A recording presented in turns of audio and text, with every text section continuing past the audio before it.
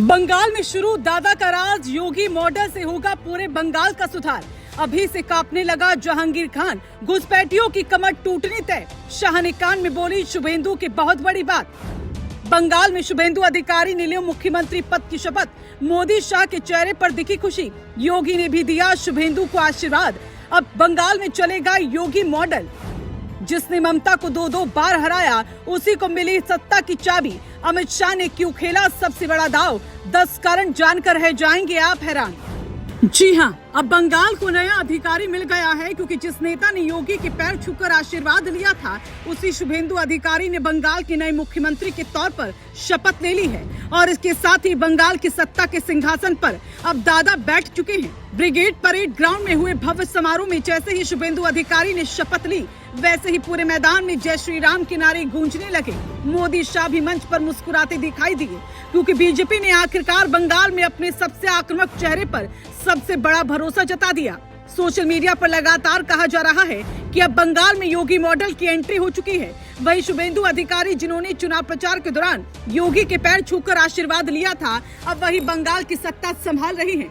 लेकिन सवाल यही है कि आखिर बीजेपी ने शुभेंदु अधिकारी को ही क्यों चुना? ऐसा क्या था जिसने बाकी सभी दावेदारों को पीछे छोड़ दिया?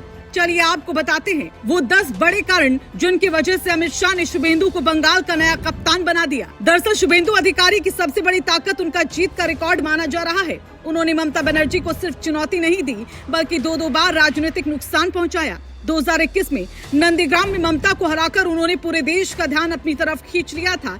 इसके बाद 2026 में भवानीपुर में भी टीएमसी को बड़ा झटका देकर उन्होंने साबित कर दिया कि बंगाल में बीजेपी का सबसे मजबूत चेहरा वही है। बीजेपी नेतृत्व को लगा कि जिस नेता ने ममता जैसी मजबूत नेता को लगातार टक्कर दी, वही पार्टी को लंबे समय तक बंगाल में मजबूत बना सकता है। यही वजह रही कि मुख्यमंत्री पद की रेस में शुभेंदु अधिकारी सबसे आगे निकल गए और आखिरकार उनके नाम पर मोहर लग गई। दूसरा सबसे बड़ा कारण उनकी हिंदुत्व वाली आक्रामक छवि माना जा रहा है। बीजेपी के भीतर शुभेंदु अधिकारी को बंगाल का सबसे मजबूत हिंदुत्व चेहरा माना जाता है। लेकिन खास बात सिर्फ यही नहीं है। शुभेंदु अधिकारी बंगाल की स्थानीय राजनीति और क्षेत्रीय समीकरणों को भी बेहद अच्छे से समझते हैं। लंबे समय तक टीएमसी में रहने की वजह से उन्हें ममता सरकार की ताकत और कमजोरी दोनों का पूरा अंदाजा है। बीजेपी को लगा कि बंगाल में सिर्फ हिंदुत्व नहीं, बल्कि लोकल नैरेटिव भी उतना ही जरूरी है, और इस बैलेंस को शुभेंदु अधिकारी सबसे बेहतर तरीके से संभाल सकते हैं। यही वजह रही कि अमित शाह और केंद्र नेतृत्व ने उन्हें बंगाल का सबसे बड़ा रणनीतिकार मानते हुए सत्ता सौंप दी। तीसरा बड़ा कारण संगठन और कैडर से उनका सीधा कनेक्शन माना जा रहा है। पिछले कुछ सालों में शुभेंदु अधिकारी बंगाल बीजेपी के सबसे ताकतवर नेताओं में शामिल हो चुके हैं। जमीनी स्तर पर कार्यकर्ताओं के बीच उनकी पकड़ बेहद मजबूत मानी जाती है।